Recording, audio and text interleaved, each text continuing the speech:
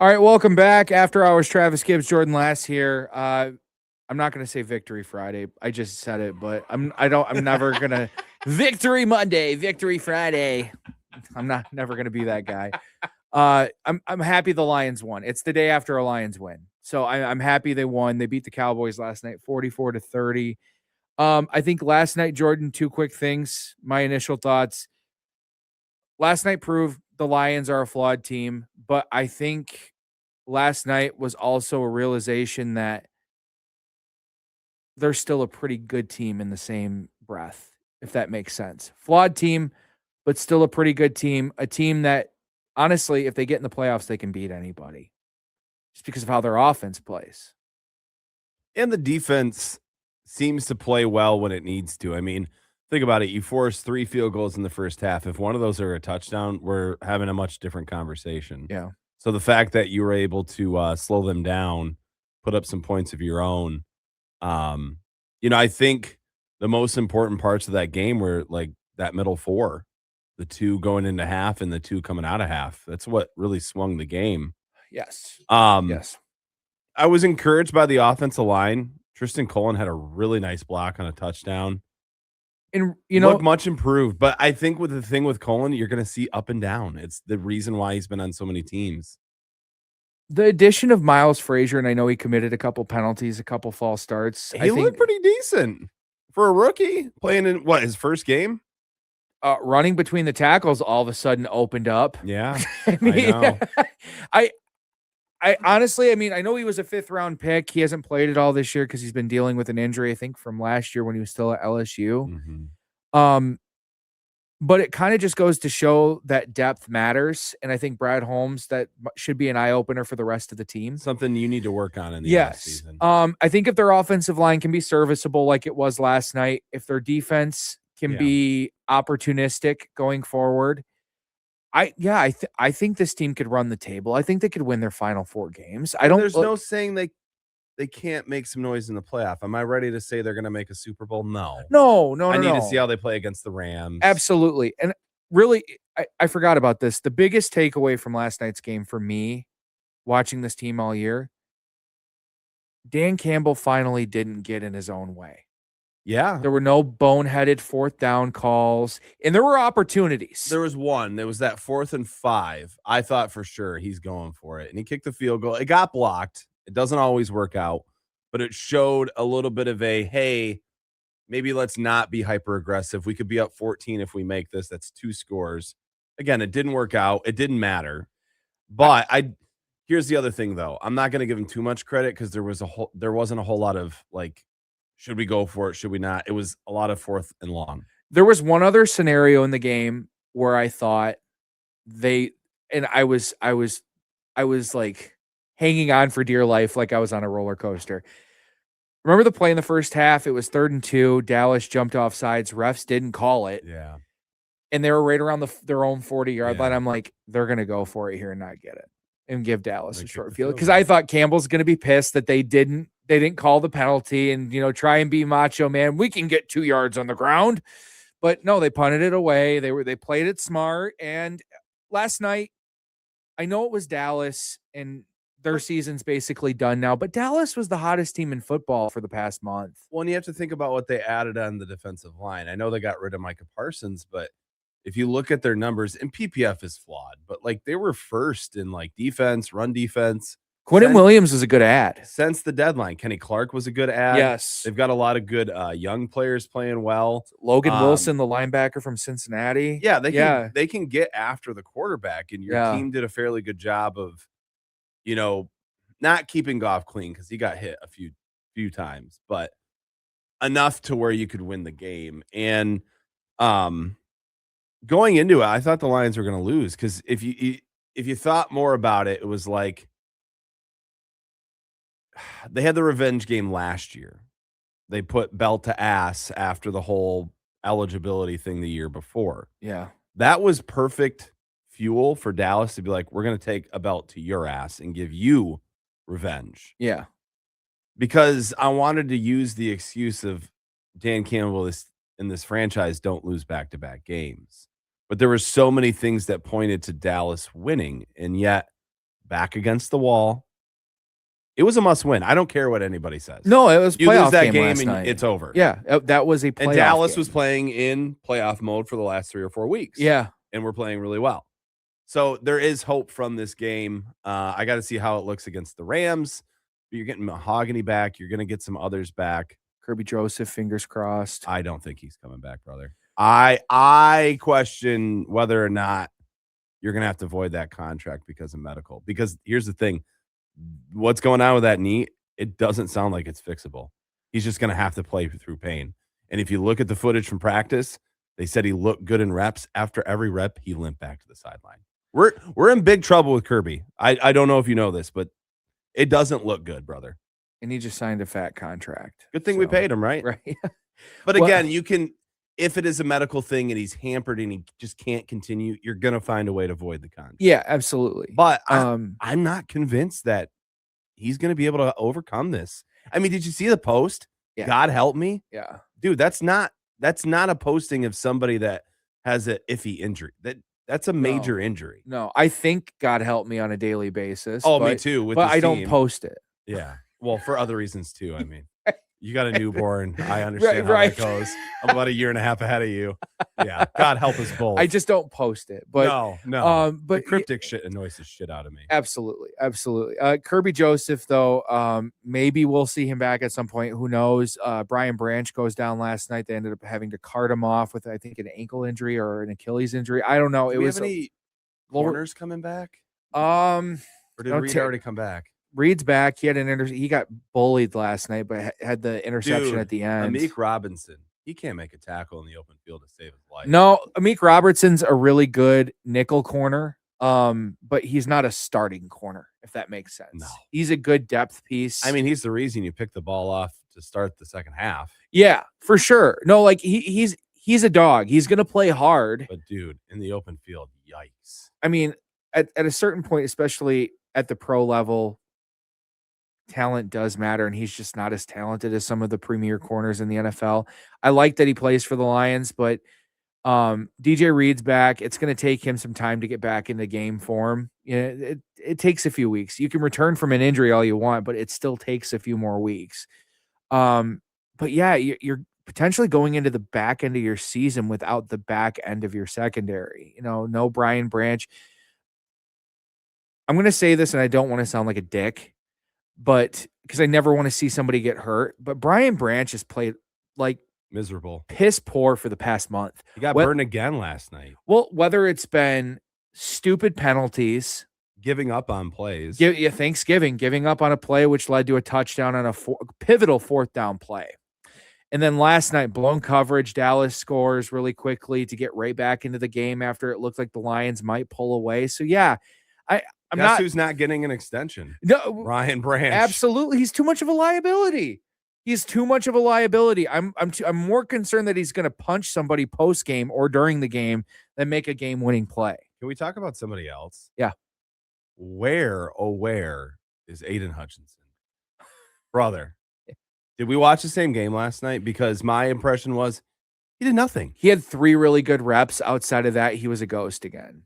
And why are you lining so far off the line? Is that scheme? It is scheme, but guess what they're doing? They say, oh, you want to go out there? We'll just push you further down the line. Yeah, it was like what are we doing? Line up on the line. You know what that reminds me of? It reminds me of when Jim Schwartz was the coach. They'd run that wide 9 look with Vanden Bosch and Cliff Averill. And yeah, that's what it turned into. Their defense was so dominant at the beginning of that 2011 season. And then all of a sudden teams realized, let's just run them up the field. Yeah, they can't get pressure on the outside if we just run them up the field. Perfect example. Liam McNeil was getting great pressure. Yeah. But then Hutchinson crashes inside and it's like, no, you need to stay out.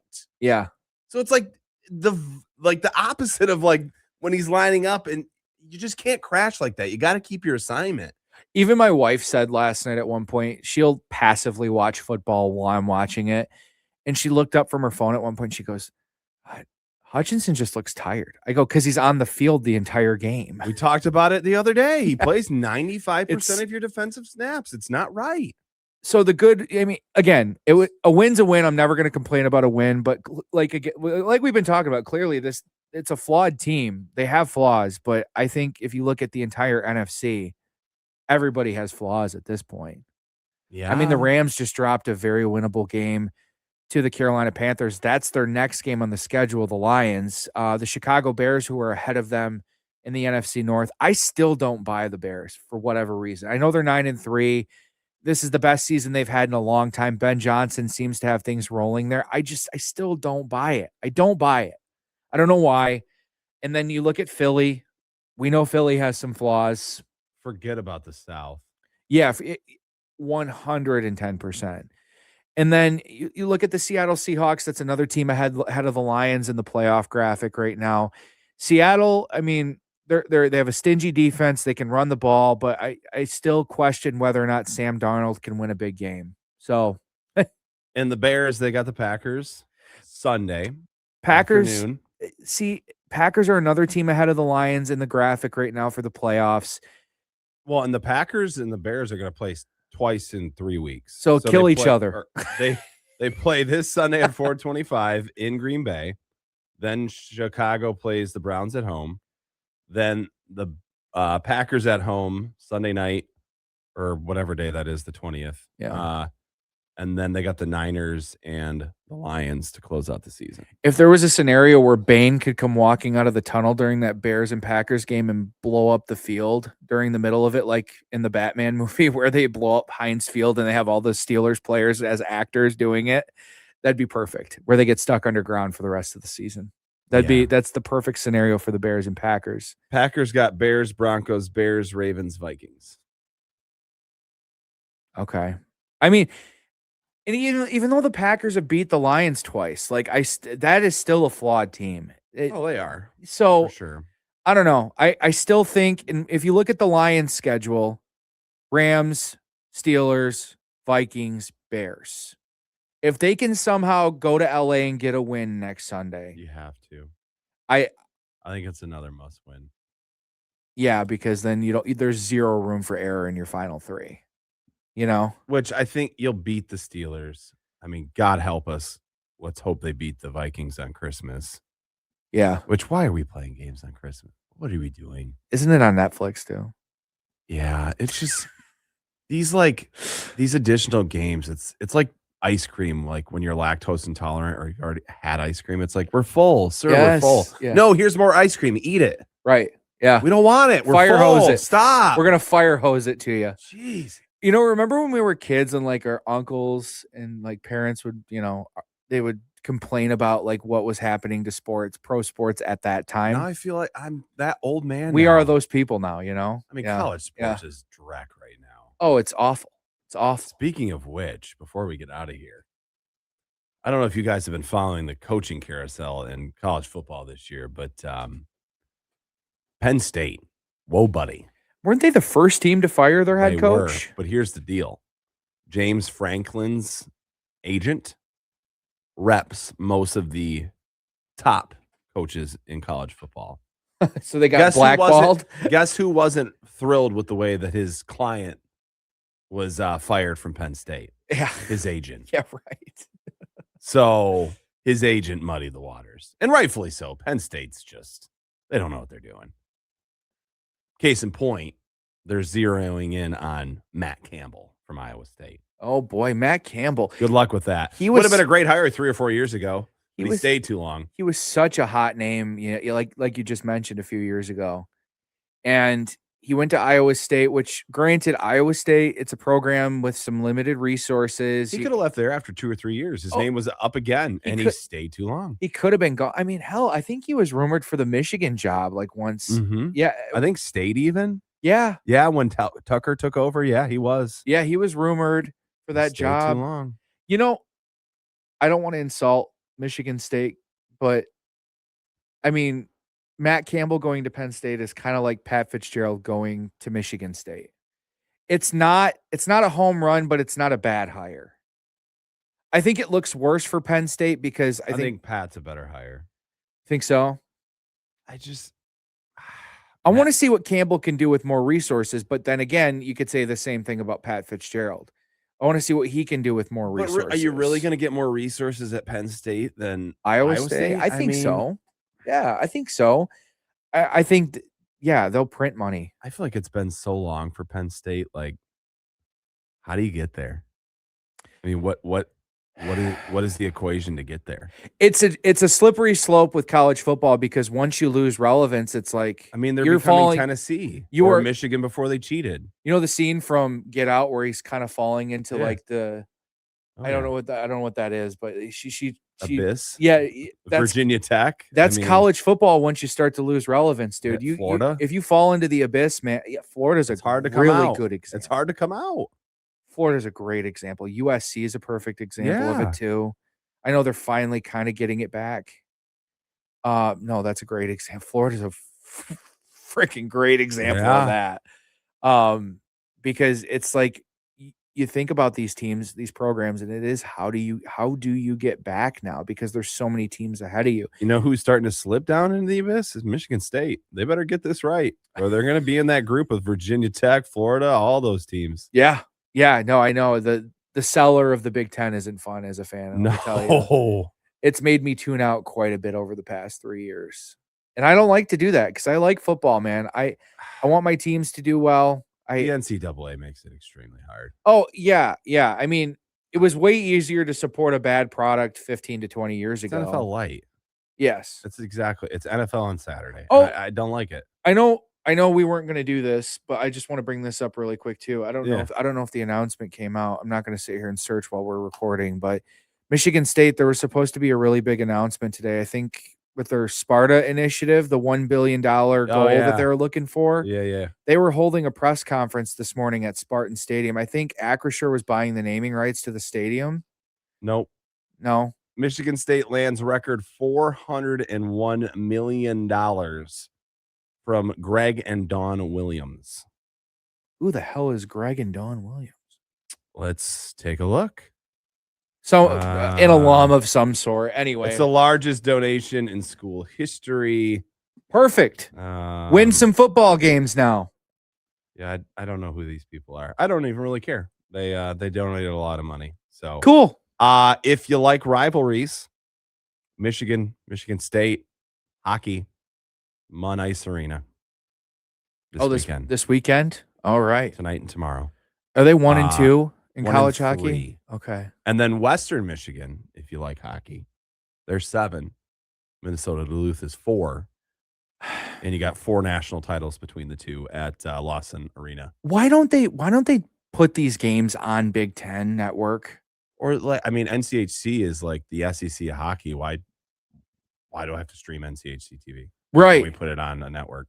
Or put it on like ESPNU or put it somewhere where people can actually watch it. By the way, yours truly calling the game today at Western. All right. On color. All right. So go Broncos. Look at that. I got to interview Coach Sandelin, who won 3 titles at Minnesota Duluth in 25 years. Big hockey guy. Yeah, I am. Yeah. I'm like, that was pretty special. You're going to start talking with a little bit of a Canadian accent now too. Yeah. About. All right. Until next time, it's Travis Gibbs, Jordan Lass, After Hours.